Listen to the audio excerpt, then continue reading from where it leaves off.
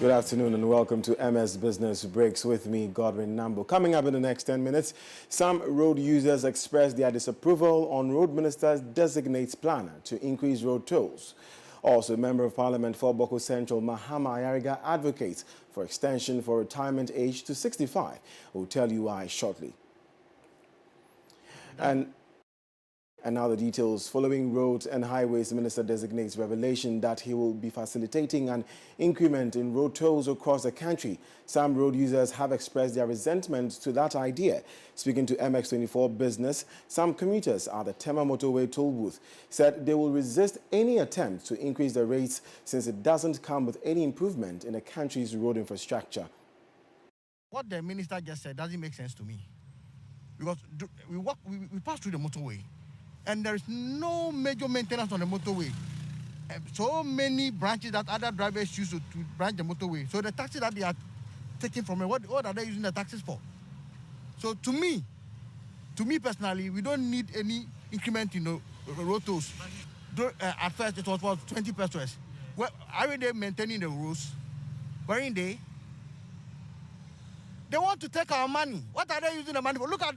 It's a lie. Why? Because if they want to do this road, long time they have to do it. They could have done it, but I don't think increments of the toll can do anything about it. Our rules there is we have money. Ghana, we have money. We can do. But taking off this toll there, that one there, I don't think the toll can do anything about it. It's not a good idea. Looking at things, 50 pesos per saloon car. Some of the 4x4 are paying 1 cedi. Big trucks, we don't know how much they pay. And when you look at this motorway, within a day, trucks that or cars that make on this way, even it's okay. There's no need of them increasing anything. If they say there are any other roads that they add toll, they'll build more tools to get more revenue. I prefer it. But to say they are increasing the toll rate there, it's not a good idea to me. But don't you think a minister of roads or cano? And one so Tumuna almost media ya kwani ye dia maya dia any problem dia. But so omutu no moment me afan ya kwana maya. It's a high. Aye, so no balance or because asem na just or the adwin diagro. Cause to iba nyenne. Now 50 pesos. And ya no say the sky pay scam e dey ayen. E dey ayen kwan no dey bat 1 cedi. Still ye hu hwe. E kwan so nyina ye basa motorway crack kekra say motorway traffic. And so can motorway hu traffic. Moving on, Member of Parliament for Boko Central, Mahama Ayariga, is advocating for the extension of the compulsory retirement age for public servants and judicial officers from 60 to 65 years. According to the MP who is sponsoring a private member bill in that regard, compulsory retirement age catches up with several Ghanaian families at a time their offspring are still in school. He also added that an extended retirement age will ensure that youth are guaranteed family income to sponsor their education. The retirement age is 60, compulsory retirement age. And there was an amendment to 199 which enabled a 5-year contract to be given to a retiree subject to certain conditions. And also judicial officers, Article 148 deals with judicial officers. And 150 also says that judicial officers must retire at age 60. There's no amendment that gives a right to contract after age 60. I am sponsoring a bill which is proposing that we should further amend the Constitution to extend the compulsory retirement age from 60 to 65.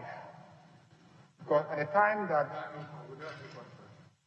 and then that's without, we can also say that there could be a contract after 65, but the compulsory retirement age should be 65 instead of 60.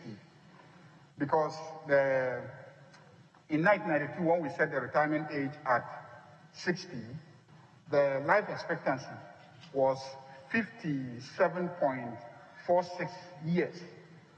Today, life expectancy in Ghana, due to improvement in health and etc. infrastructure, is 64.42 years. And we're losing a lot of experienced, very healthy, capable people in the public service to retirement. Meanwhile, Minister-Designate for Employment and Labour Relations, Ignatius Bafo-Iwa, says he has submitted a roadmap to Cabinet towards the lifting of a temporary ban on employment by agencies to the Gulf countries. The Minister-Designate further disclosed that as part of the program, the Employment Ministry will roll out a training program for beneficiaries before the lifting of the ban. Ignatius Bafo-Iwa made this disclosure when he appeared before the Appointments Committee of Parliament. I indicated that I've sent a cabinet memo to cabinet requesting cabinet to lift the ban. Unfortunately, cabinet could not take it before the elections. So I'm hoping that when the new cabinet resumes, it will be one of the first issues they will take. Very well. Yeah, that will participate. Now, Economist at the Ghana Institute of Management and Public Administration, Emmanuel Ejapon-Wiafe, has questioned the sustainability of the 3 million jobs purported to have been created by the Minister-Designate for Employment and Labour Relations. According to The Economist, he does not think these jobs created can stand the test of time in the next 10 years and called on government to prioritize sustainability in its job creation policies. Emmanuel Ejapon spoke to MX24 Business in an interview. Initial reaction was, how are these jobs sustainable? So I don't believe that these jobs are sustainable in the next 10, 20 years. So we will come back and still be worried about how to get our youth employed. For instance, NAPO is supposed to give these individuals employment for up to 3 years maximum. And if the companies that they are attached to decide not to employ them, they go back home and become unemployed again. So they get the experience, but they will later on in maximum 3 years become unemployed in the case of NAPO.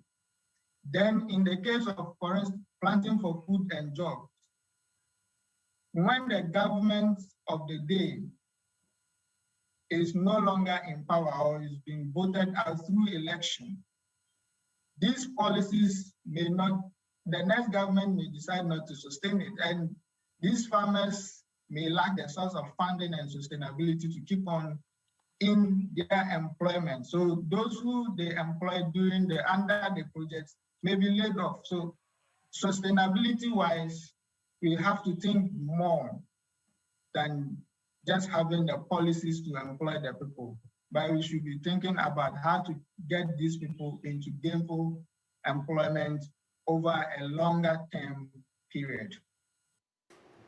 And that's all for today's edition of MX Business Breaks. My name is Godwin Nambo. Good afternoon.